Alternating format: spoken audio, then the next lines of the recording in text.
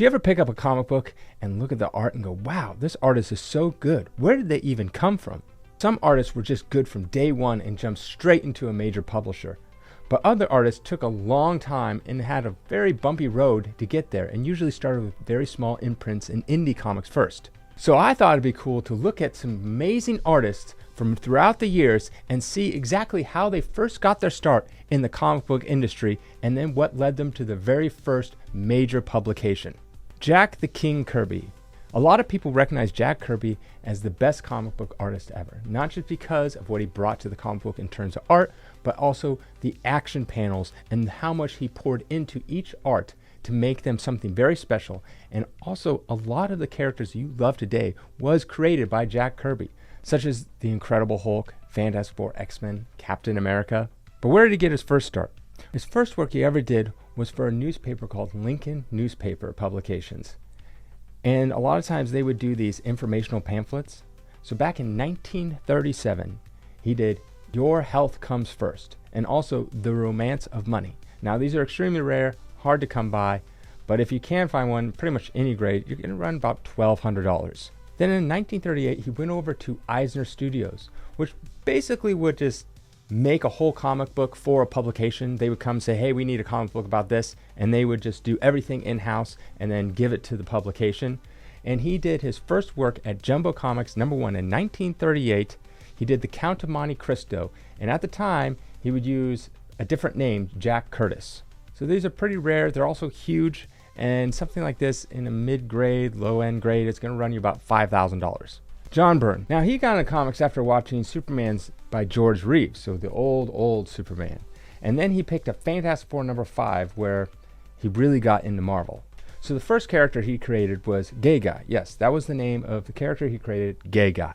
He created for his college newspaper, but then he published his very first comic himself, ACA Comics #1 in 1971. And that's going to go for about $2,500 in an 8.5.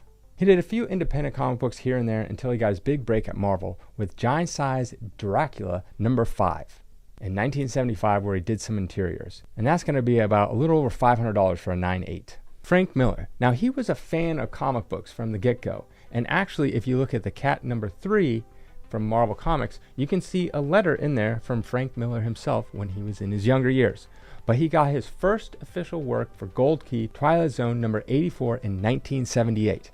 If you want to pick up a 9.8 of this, it's going to run you about $3,300. He then did the next issue of Twilight Zone and then bounced around a little bit until he ended up at a major publications, Marvel Comics, where he did John Carter, Warlord of Mars #18 in late 1978. A 9.8 of this is going to run you about $900. Todd McFarlane. Now, he hurt himself playing baseball, which was his true passion, but while he was resting, he decided to give comic books a go. Now, he's pretty good of an artist already, so he decided to just draw. And he submitted almost 300 different letters to different publishers trying to get any way to break into comics. All got denied. So then he decided to write a dummy script, which is basically you write a script and then you pencil it in so the publishers can kind of get an idea of your pacing, of the way the layout looks, and all that kind of stuff. So he did a dummy script for Coyote. He sent it in to the publisher, and they liked it so much they said, okay, we'll let you do an interior. So Coyote 11 was the first time he got to work for a comic book. And a 9.8 is going to run you about $300. From that, he went over to Coyote #13, where he got to do a little piece of the cover. But his first full cover was Infinity Inc. #14. And a 9.8 is going to run you about $124. Alex Ross. When he was very, very young, he wanted to be a comic book artist, and he drew from a very, very early age. And when he was just 19 years old, he had a full-time job. He got a gig at Now Comics, where his first assignment was Terminator, The Burning Earth #1 in 1990, where he did the cover. A 9.8 is going to run you about $160. Just a few years later, he went over to a major publisher, went over to Marvel, and did the cover to Clive Barker's Hellraiser #17, where a 9.8 is going to run you about $200. Jim Lee. Now, originally, he was supposed to become a doctor. That's what his parents wanted him to do. But while he was in med school, he decided to drop out so he could pursue becoming a comic book artist. Now, his parents were pretty mad, so they made a deal. He had 1 year to break into the industry, or it was back to school for him. He drew every single day for 10 to 12 hours trying to get better. Eventually, he got his very first inking job for Solsom's Christmas Special #1 in 1986, and a 9.8 is going to run you about $900. But doing some little indie comic book wasn't enough. So he met with a publisher at Marvel during a comic book convention. They liked him so much that they gave him his first job in 1987, Alpha Flights number 51, where a 9.8 is going to run you about $120. Peach Momoko.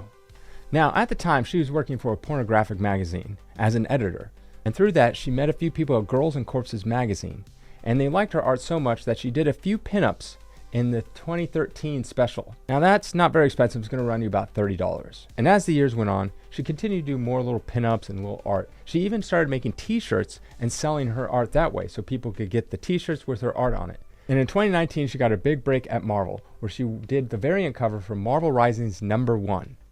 And a 9.8 is going to run you about $550. Jock. His first published work was for 2000 AD Sci-Fi Special in 1995, where he did one single pinup in that entire issue. That's only going to run you about $25. Then a few years later, he got his very first cover for 2000 AD 1203, and that in a 9.8 is going to run you about $100. John Cassidy. Originally, he wanted to be a TV director. He actually went to film school for 3 years, but he still loved drawing comic books.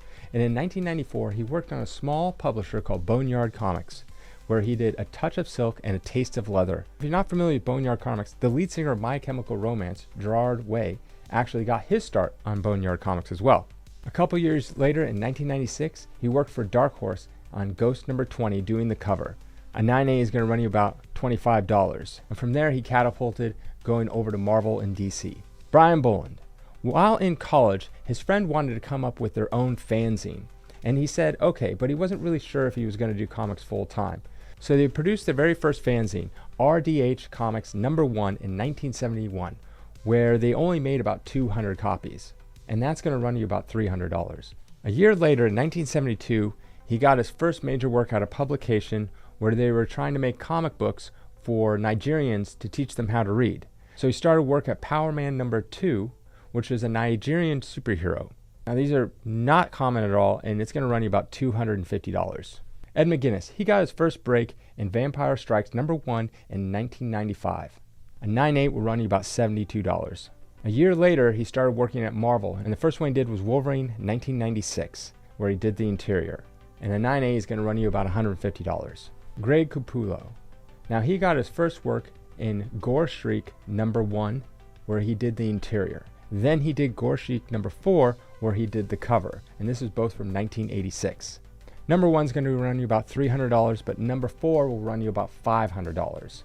He then got his first work at Marvel at What If #2 from 1989, where he did the interior, and that's going to run you about $75. Mark Bagley. Now he had been trying for about 10 years to get a job in the comic book industry, but just couldn't. And so he's working at Lockheed Martin at the time, which is the big defense contractor. And his friend came to him and said, hey, Marvel just came out with this book, the official Marvel tryout book. And in there was a contest that you could submit your work, and the first prize winner would get to be able to do a comic at Marvel. He didn't really want to do it at first, but then his friend convinced him. And so then he decided to enter in. And guess what? He won.